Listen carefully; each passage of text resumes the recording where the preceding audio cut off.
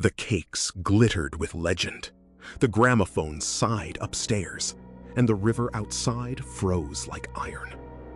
Midnight in the Moika cellar, a prince's hand trembled over a pistol. The peasant they feared simply smiled. One shot could rattle a dynasty already cracking.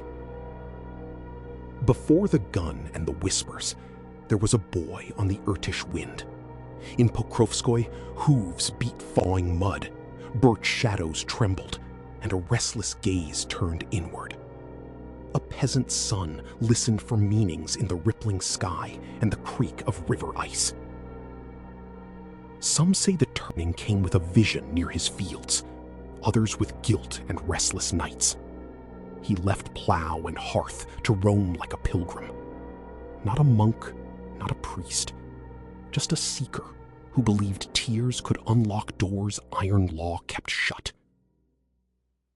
At Verkhoturye's monastery gates, bells tolled like frozen stars. He knelt, then wandered on, more Stronic than scholar.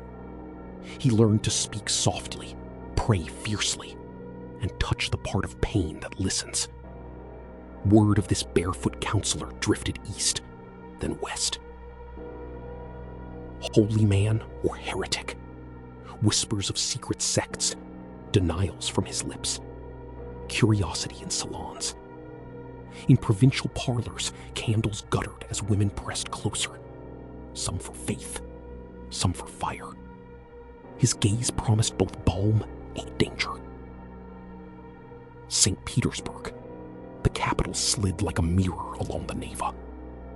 The Montenegrin princesses opened a door, and a muddy-booted pilgrim stepped into marble halls.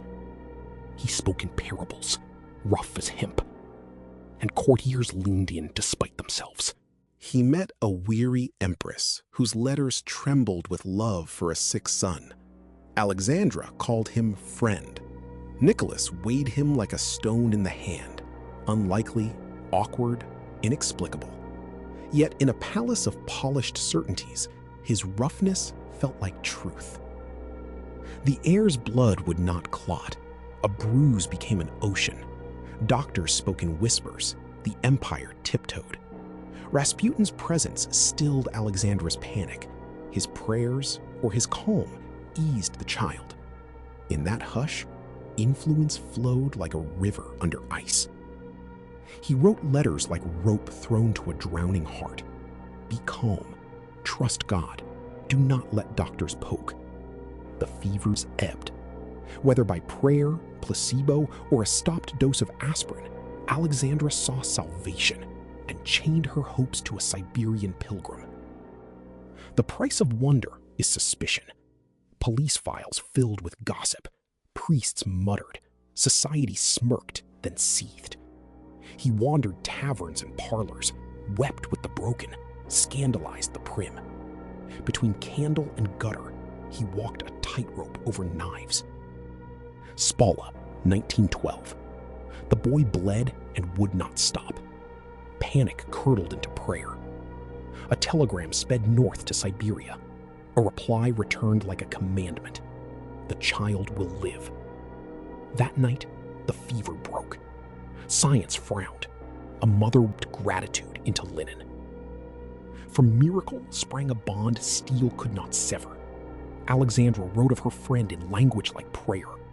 In salons and barracks, the tale swelled. The peasant whispers to the throne. In the sliver between love and rule, a nation's temper began to boil. War exploded across Europe. Nicholas put on the uniform of responsibility. Trains rolled east and west with sons and grain. Rasputin begged the sovereigns to choose peace, warning of ruin. Few listened. Steel answered prayer. Prayer could not stop steel. A knife flashed in Pokrovskoy. Hionia Guseva, a fanatic, struck him in the gut. Blood blackened the snow. He did not die. From that wound sprang a darker aura. The man fate could not easily unmake. Both victim and storm at once. Nicholas left for the front. Power pooled in the palace. Alexandra leaned on the man who could quiet her terror. Ministers rose and fell like straw in a gale. To the hungry streets, it looked like sorcery. To exhausted rulers, it felt like oxygen. The Duma roared. Vladimir Poroshkevich thundered of treason in skirts. Caricatures turned obscene, gossip a weapon. On breadlines, people counted hours. In palaces, conspirators counted votes and bullets. The spell was breaking, or perhaps only hardening. Who he met, which stair he climbed, what bottle emptied. Yet the more they wrote, the less they understood. Faith, fear, and rumor braided tighter than any file. In kitchens, mothers cursed. In chapels, candles wept. Prince Felix Yusupov, heir to mansions and ancient porcelain, drew close.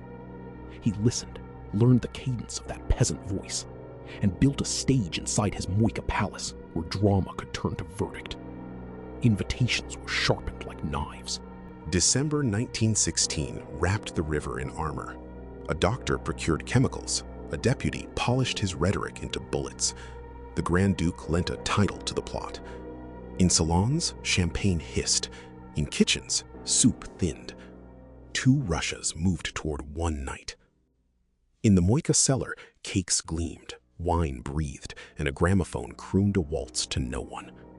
Yusupov led his guest down, tale of a wife as bait hanging in the air. Later, he would swear to poison. The record spins. Truth stares back, unsweetened. Midnight crawled. If poison lay in frosting, it failed, or never was. Yusupov fetched a pistol and fired. Rasputin dropped. Darkness gulped the corners. Upstairs, conspirators gripped teacups like shields. Below, fate rearranged itself on the floor. Yusupov returned and found eyes open. The peasant surged, half dead, wholly determined, and staggered into the courtyard snow. Poroshkevich fired into the night. Another shot, and another. The city did not wake. It had grown used to bad dreams. They loaded the body, bound it with cloth and chain, and drove to the river's edge. Ice groaned like an animal. A gap, a heave, a splash muffled by winter. Water closed as if it had practice. The city's lamps blinked, indifferent stars. Dawn brought questions, and a policeman's boot nudging a fur coat on snow. Soon, whispers named a palace, a prince, a deputy. The city shrugged into daylight, breadlines lengthening like shadows. In the ministry, ink blotched statements into history. The autopsy table was cold steel and certainty. Dr. Sergei Kosarotov opened the mystery and found no cyanide's brand. Gunshots told the tale. Drowning did not. He described a head wound that ends stories. Legend adjusted. Facts refused to beg. They buried him in secret at Tsarskoye Selo, a small chapel crouched under heavy snow. Alexandra's grief was a storm behind glass. The court crossed itself. Some felt relief, others an emptiness that sounded like fate cracking a knuckle. Without him, the palace felt louder. Ministers still fell, bread still failed, front still bled. Letters from Alexandra reached for a vanished hand. Nicholas read reports that sounded like thunder from far valleys, rolling closer every day. February shook the ice loose. Crowds filled streets. Soldiers shifted allegiance. Thrones turned to history. Officials dug up the peasant they feared and fed his body to a hurried furnace, as if smoke could cauterize a nation's wound. The Romanovs fell into silence in a basement far away. In pamphlets and songs, Rasputin swelled or shrank to fit every fear. Spy, saint, lecher. He became a mirror held up to a collapsing order, reflecting more about us than him. Strip the legend, and a man remains. Charismatic, wounded, often kind, sometimes cool. A Stranic who learned to speak the language of panic. He soothed an empress, unsettled a court, and walked into the crosshairs of a system chewing itself apart. Aspirin's role, Okrana reports, ministerial lists, autopsy notes. No magic, only influence, timing, and terror braided through accident. His story is less a spell than a symptom of monarchy meeting modernity and failing. Back in the cellar, the gramophone needle finds its groove again. Was the fall of empires ever about one man? Or do we choose faces for our storms? The river keeps its secrets under ice. The shot lingers, but the echo is us.